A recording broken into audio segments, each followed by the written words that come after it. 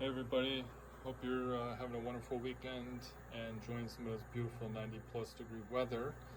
I'm actually going to make a polenta and I'm going to do a steak dish to go with it. So I have my polenta here.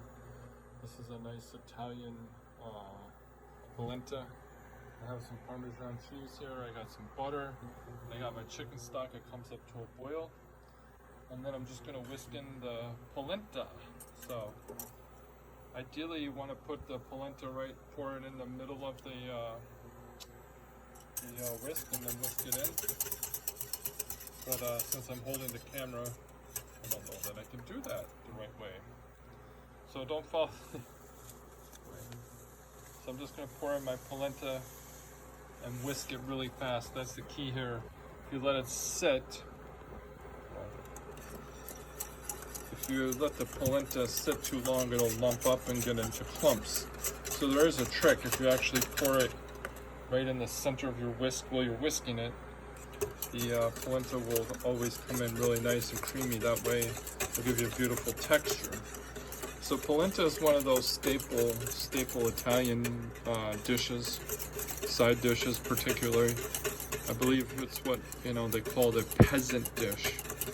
So although to me, in America, we use it everywhere, a lot of dishes. It goes great with a lot of meats, chickens, veal, pork, you name it, duck even. So, it has a lot of applications. So I'm going to turn down my stove here real quickly. So you can see it came together really fast, like it's thickened already. Now, it takes a little time to cook, and that's what important thing here is just to not overcook it or undercook it, because it's very grainy. Yeah, there we go. Sorry about that. Now, let's see this here. All right. So anyway, now polenta, it'll take on a lot of, that was a lot of chicken stock. It was probably 2.5 to 3 cups of chicken stock. And now it's really thick. I can add a little bit more stock into there and thin it out a little bit because I want it to be nice and creamy when it's all done. And as you can see, it's bubbling all over the place.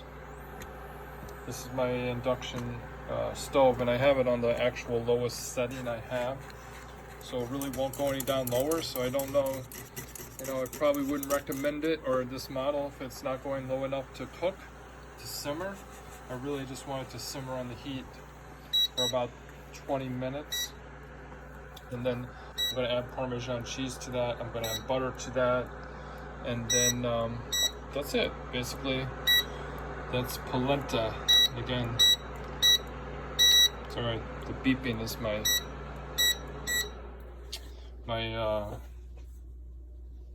machine here. This is called an induction unit. So again, I had about 2.5-3 cups of polenta. Chicken stock. I started with that. I added into it my polenta right here, and then I'm going to adjust the consistency and make it really creamy. I'm going to add some butter into there. So I'm going to add probably 2 to 3 tablespoons of butter.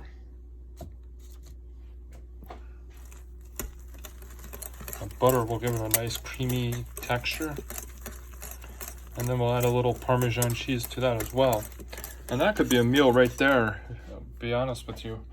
You could put all kinds of things, and that's why people like polenta so much. It's very, very versatile dish. You can put vegetables with it. I can put veal stock on it, like a nice reduced veal stock on there, and I can put mushrooms on there, or even blue cheese or something like that. A veal ragu, beef ragu, roasted duck, pork, it doesn't matter. So anyway, just want to share with you this quick messy video, and that's it. Have a wonderful day, and we'll come back and plate.